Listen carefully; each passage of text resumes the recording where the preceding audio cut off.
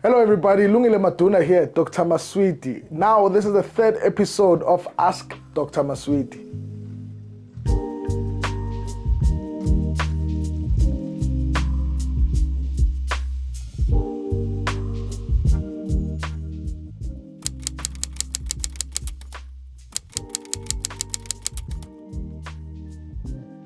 So there's one mistake that I did in my 20s. In my 20s, I had the fortune of working with many big musicians, right?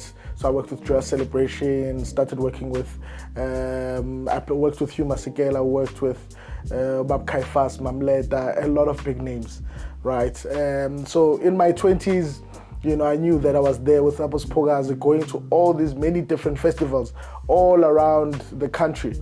Right, the one mistake that I did, and I only realized this mistake because I started a record label. I worked so hard. I had people like Tepatola in the album that I was working on. I had Slick Angel, I had Georgie Moneti, like a whole lot of big artists in this album. And I realized then, I was like, no, I'm a musician. It should be easy for me to get this artist, my artist, to all these big stages. And I realized a very big mistake that I did. None of the people that organized the festivals that I went to knew who I was. None of them knew who I was. How possible was it that a person who's played these events this many times was not known, by all these people who made these events, and yet I've performed so many times there? It was because I was not smart when I was young. I didn't think that one day I was going to need these people. So the lesson that I took from that was that, next time I get into an environment, I must make sure that I meet everyone who organizes all these events that I perform in, so that they know who I am. What I would have done differently as a young person that I've learned now, I would have gone to all of the promoters, like for example, Mritile Park. I would have gone to Prasem and I would have said, introduce myself. Sanbona Babsem Ninjani. Thank you very much. I wanted to introduce myself. My name is Lungile Maduna. I'm here with Ubab Kaifa Simya. In fact, it's the fifth time I've come to this festival. The first time I came with Spogazi, the other time I came with this artist, the other time I came with this artist, this artist, this artist. So I just wanted to come introduce myself and say thank you for the work that you do, because it is only because of your work that we're able to build our lives as musicians and follow our passions, because it was only through these festivals that we were paid, right? So if I knew then what I know now, I would have gone to all of these festival promoters. Can you imagine what would have happened the next time had I gone back, maybe let's say the next year, with another artist? I would have gone to him and greeted him. He would have known who I was exactly. Maybe we would have exchanged numbers. Then later, when now I've started my record label, I could have gone back to him as a mentor and someone that I respect and someone that I've already praised for the work that they've done. They would have given me a listen, an ear, to say, not even to say, please can you book us for the gig? Just to say, Hotman, I know that you know music. So please listen to this album. I've been working on this album. Please listen to it and tell me what you think. This would have built a very strong relationship between me and him.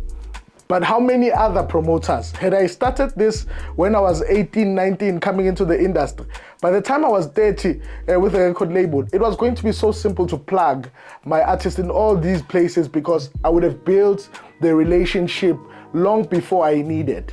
So the lesson here is, you must dig a well before you're thirsty. Dig a well before you're thirsty. You don't wait to be thirsty before you dig a well.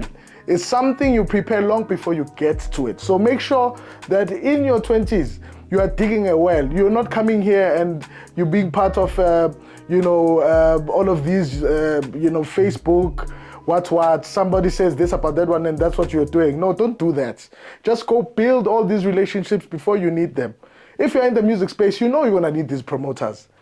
So don't be the one that fights the promoters because there was not enough food in the backstage. Don't be the one that's complaining about the water, about the hospitality ride, a rider. Just get in there, build a relationship, make sure that they know who you are. And the best way is by praising them for the things they are doing well, not by showing them the things they are doing wrong. Dig the well. before you are thirsty. Because if you've done that, the day you become thirsty or the day there's a drought, when you are going to survive. Well, generally, people think I'm lazy, especially my family. My family always thought I was lazy. If I were go to my uncles or gakoko, the kids there and everybody there says they look at me as one of the lazy ones, because they define ukukhuthala ngezinye izinto. Yabona, ukukhuthala to them is when mabathi abantu wenza ingadi then first ubhizi nehalavu lapha yana ukukhuthala. In fact, now we had a funeral at home and I knew that there was a problem with everyone, because I wasn't ready to go pick up all these things that are heavy, and nasemathuneni I'm not going for the travel. I'm saying, guys, that's not me. I'm not going there. I'm not going to do that. And I know that a lot of people, when they looked at that or when they saw that, to them, it just signified or said to them, this one is lazy. But on the same day, I had organized the whole band, professional musicians, to come play there. And I played with them the whole time. And no one was doing that, because this is what, I'm not lazy where it comes to that. Playing music, I'm not lazy. I'm not lazy when it comes to organizing people to come play here. I'm not lazy when it comes to paying the people to come do those things.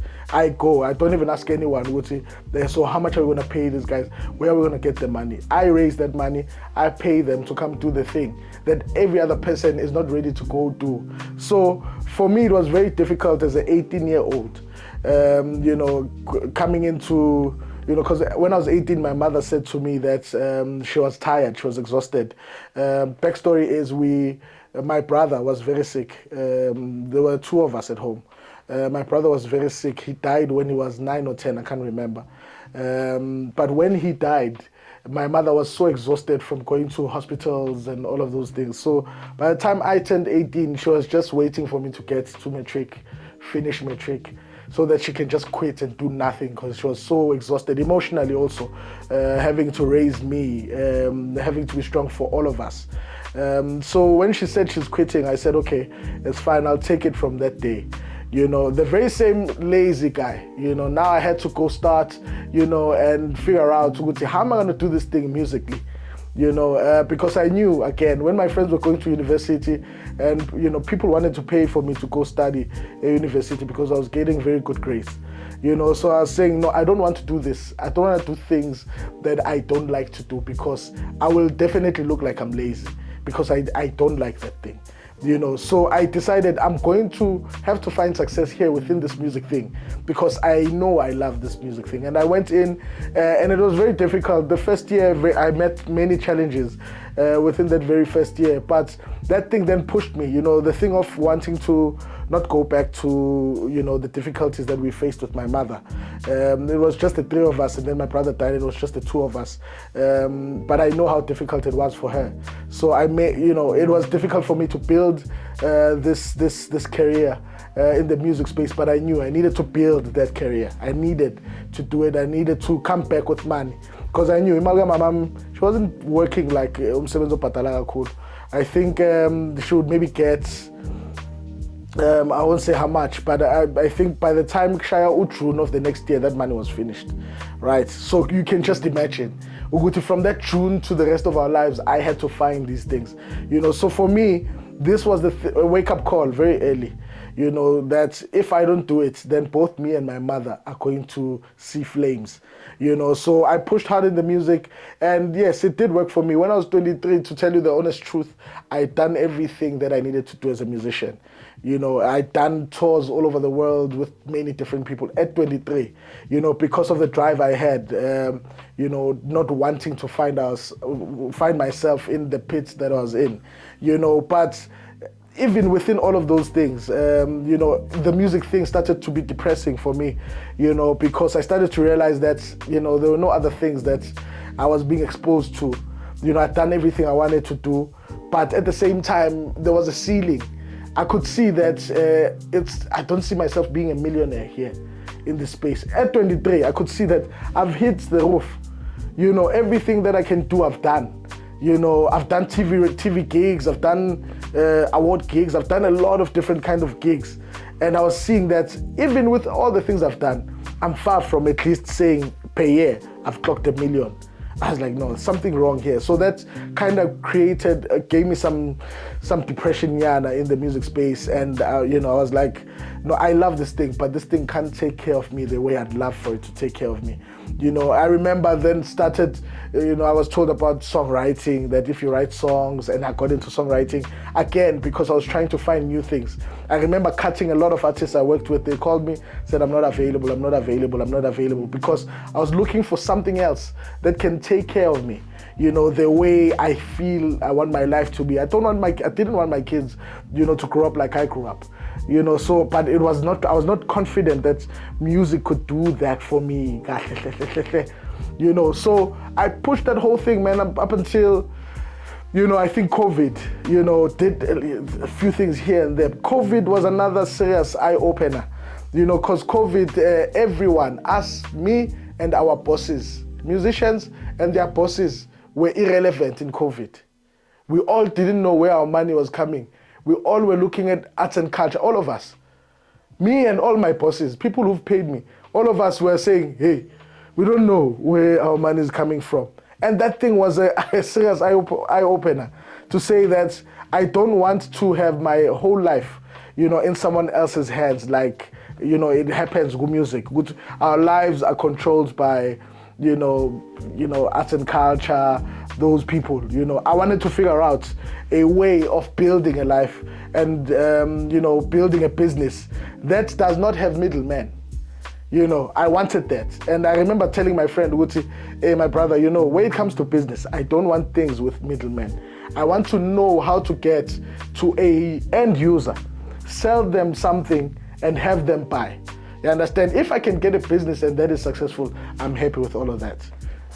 Thank you very much for watching. This is Lungile Maduna, aka Dr. Maswidi. Please don't miss the next episode of Ask Dr. Maswidi.